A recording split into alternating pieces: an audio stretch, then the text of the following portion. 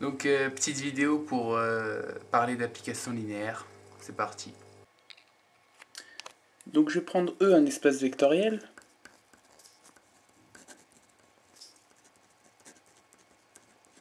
Voilà. Alors, je suppose connu la définition d'un espace vectoriel, d'accord. C'est juste un espace muni de certaines lois et avec une certaine stabilité. Je vous renvoie à la définition et puis peut-être que plus tard je ferai une vidéo pour l'espace vectoriel. Donc là, on va juste parler des applications linéaires. Donc, une application F, elle est linéaire, d'accord. Si en fait, pour tout x, y appartenant à E, f de x plus y est égal à f de x plus f de y. Voilà. Et pour x appartenant à E et pour lambda appartenant à R ou à K, tout simplement, à un corps K quelconque, ok, on prend K un corps. On va dire un sous-corps de C, par exemple. D'accord. Donc en général, K sera R ou C. Et puis parfois on pourra proposer des corps un peu plus tordus, comme Z sur PZ avec P premier. Donc on a ici que f de lambda x est égal à lambda f de x. Donc on sous-entend bien sûr que les lois sur E sont la multiplication et le produit externe en fait, d'accord, qui est une loi externe, donc une loi, un opérateur en fait. Comment on définit aussi les applications linéaires? Comment on les appelle plutôt? On les appelle aussi des morphismes d'espace vectoriel. Quand on travaille dans la théorie des groupes, on étudie des morphismes de groupe. Un morphisme de groupe, c'est quoi? C'est une application en fait d'un groupe dans un autre qui va respecter les structures de ces groupes. Eh bien, derrière un espace vectoriel, vous savez qu'il se cache un groupe. Et finalement, une application linéaire sur un espace vectoriel, c'est tout simplement un morphisme des groupes qui sont cachés derrière ces espaces vectoriels. Voilà. Donc moi, j'aime pas beaucoup l'appellation application linéaire. Enfin, c'est pas que je l'aime pas, mais elle cache le fait qu'il y ait cette idée de morphisme de groupe. Parce qu'en fait, dans un espace vectoriel, le groupe caché, on a tendance à l'oublier alors qu'il est assez principal. Quand on parle d'une forme linéaire, donc si f est une forme linéaire,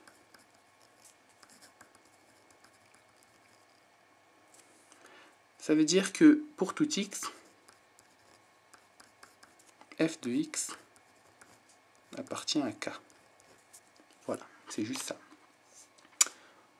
C'est du vocabulaire, d'accord? On va donner un peu de vocabulaire. On va parler de ce qu'on va dire, on va définir ce que c'est que un endomorphisme. Donc f est un endomorphisme.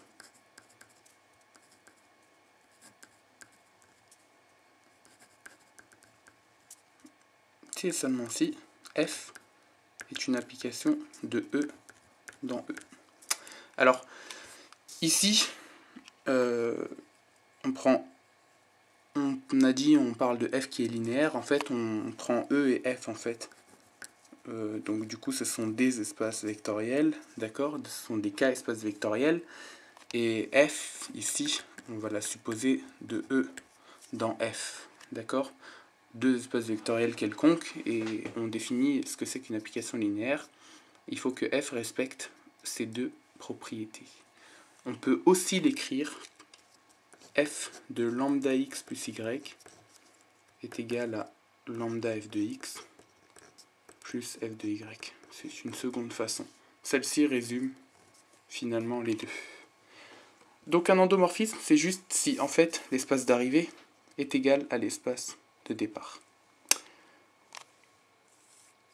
Si f elle est linéaire de E dans f et qu'elle est bijective,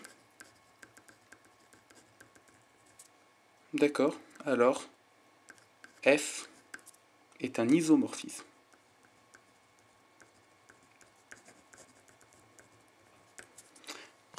Donc, si finalement on prend un espace vectoriel E et un espace vectoriel F, et on arrive à montrer qu'il existe un isomorphisme de E dans F, on peut dire que E et F sont isomorphes. Ou alors, de l'autre façon de le dire, genre si E et F ils sont isomorphes, ça veut dire qu'on peut trouver un isomorphisme qui va de l'un dans l'autre. Et puis, si je combine les deux, d'accord, si F, elle est à la fois une application linéaire bijective et en plus l'espace de départ est égal à l'espace d'arrivée, donc finalement un endomorphisme bijectif, on appelle ça un automorphisme. Voilà, donc quelques mots à connaître: forme linéaire, endomorphisme, et isomorphisme et automorphisme. Voilà. Tout ça, c'est lié aux propriétés des espaces de départ-arrivée, ou bien si elle est injective, bijective, surjective. Alors, donc là, bijective, on appellera ça un isomorphisme. D'accord? Donc finalement, un morphisme qui est bijectif s'appelle un isomorphisme. Donc on peut même garder ça. Donc ce vocabulaire est aussi valable pour les morphismes de groupe. Et une fois de plus, comme je vous l'ai dit, une forme linéaire, c'est un morphisme d'espace vectoriel. Une application linéaire, pardon, c'est un morphisme d'espace vectoriel. Donc n'oubliez pas que derrière ça, il y a la notion de morphisme de groupe finalement. Alors, l'ensemble des applications linéaires de E dans F, on le note avec un L comme ça, E, F. Voilà, ça, c'est l'ensemble des applications linéaires de E dans F. Et on sait que c'est un sous-espace vectoriel de l'espace F à la puissance E. Je rappelle juste que F à la puissance E, c'est l'espace vectoriel des applications qui vont de E dans F. C'est bien un espace vectoriel, vu que E et F sont des espaces vectoriels. Et puis, si F est égal à E, donc l'ensemble des endomorphismes, on va le noter tout simplement L de E. Ok, on ne mettra pas LEE, c'est un peu lourd, donc c'est juste de la notation. Et enfin, l'ensemble donc des automorphismes, des endomorphismes bijectifs, on le note GL de E. Voilà. Alors pourquoi G, pourquoi L? L de E, ici on retrouve le fait que ce soit un endomorphisme. Mais en fait, le L ici et le G signifient groupe linéaire. Pourquoi groupe linéaire? Eh bien parce que c'est un groupe. D'accord? L'ensemble des automorphismes, c'est un groupe. Et finalement, deux espaces qui vont être isomorphes. Donc s'il existe F isomorphisme entre E et F, on pourra noter que E est en fait... On pourra noter que E est isomorphe à F. C'est ça la notation pour isomorphe, c'est juste une espèce de environ égal.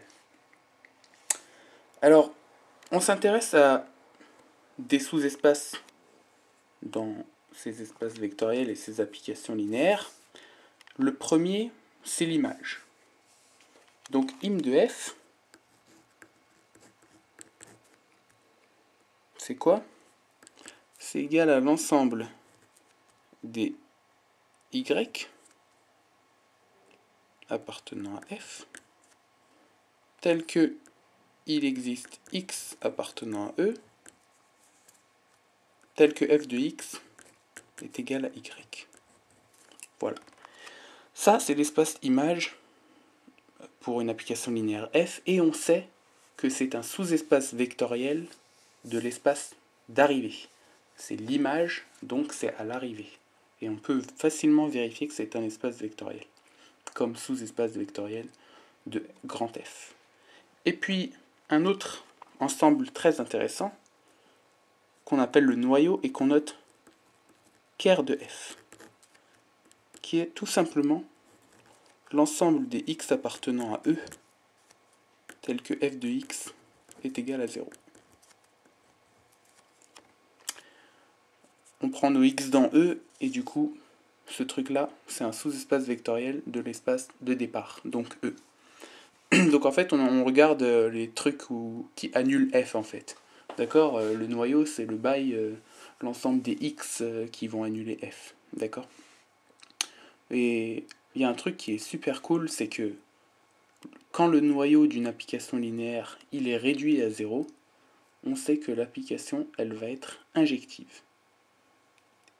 Donc ça, c'est un premier point. Alors, vous savez, je fais un petit rappel, mais vous savez sûrement que bijective, c'est en fait injective plus surjective. Et il y a un truc qui est génial, c'est que si votre espace vectoriel, il est de dimension finie, une application qui va être bijective, elle sera forcément injective et elle sera forcément surjective. En fait, les trois sont équivalents. Ça veut dire que si j'ai une application linéaire f, et que j'ai envie, dans un espace de dimension finie, et que j'ai envie de montrer qu'elle est bijective, donc que c'est un isomorphisme, alors il me suffira de montrer qu'elle est soit surjective, soit injective. Et on a une caractérisation des fonctions des applications linéaires injectives. F va être injective si et seulement si le noyau de F est égal à 0. 0 bien sûr de E. Voilà. Donc ça c'est génial parce que c'est immédiat, c'est très simple de trouver le noyau d'une application linéaire en général. D'accord? Et on utilisera en fait ensuite le fait que bijective est équivalent à injective est équivalent à surjective dans le cas de la dimension finie. Donc ça c'est vraiment un outil archi stylé en fait. On pourra toujours faire ça. Donc voilà. Je vais vous donner un petit exemple. Vous savez que les homothéties sont des applications linéaires. Donc je vais prendre f de x égale 881 fois x, donc une application linéaire classique. Je veux savoir est-ce qu'elle est, donc je la prends de R dans R, hein. Espace vectoriel, donc finalement en fait c'est une application linéaire d'un espace vectoriel dans le même, donc c'est un endomorphisme. Et je vais chercher son noyau, je vais résoudre f de x est égal à 0. Ça veut dire que 881 fois x est égal à 0. Et puis j'ai un produit de facteurs qui est nul, donc l'un au moins des facteurs est nul et réciproquement, sauf que 881, il est non nul, donc x est égal à 0. Donc c'est bon, j'ai que x est égal à 0, c'est en fait le noyau de f. Le noyau de f étant réduit à l'élément nul, f est injective, vu que R est de dimension finie. Je rappelle que R il est de dimension 1, d'accord? Une base de R, c'est le vecteur 1, tout seul. Tous les vecteurs de R s'écrivent une fois le vecteur. Et du coup, je sais que finalement, F, c'est un automorphisme. Pourquoi? Parce que c'est un endomorphisme et qu'il est injectif, donc bijectif, vu que je suis en dimension finie. Donc voilà, c'était un petit exemple.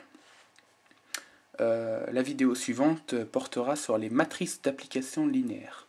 Donc en fait, on verra que ces petites applications, des fois elles sont très moches, mais leurs matrices sont très sympathiques. Donc on verra ça la prochaine fois. Bon voilà pour les applications linéaires. Il n'y a pas grand chose à savoir en fait. Enfin, il y a juste beaucoup de vocabulaire et tout, donc essayez de revoir tout ça tranquillement. Franchement, il y a des vrais bails stylés à faire là-dedans, donc essayez vraiment d'approfondir. Allez vraiment au fond des trucs, vous allez voir, vous allez vraiment kiffer. Il y a des trucs, il y a du lourd. Sinon, abonnez-vous si vous voulez, vous n'êtes pas obligé, hein. Et puis, si ça vous intéresse. Et puis n'oubliez pas, si vous voulez m'envoyer vos questions, c'est sur le groupe Facebook qui s'appelle mathématiques-questions, ok?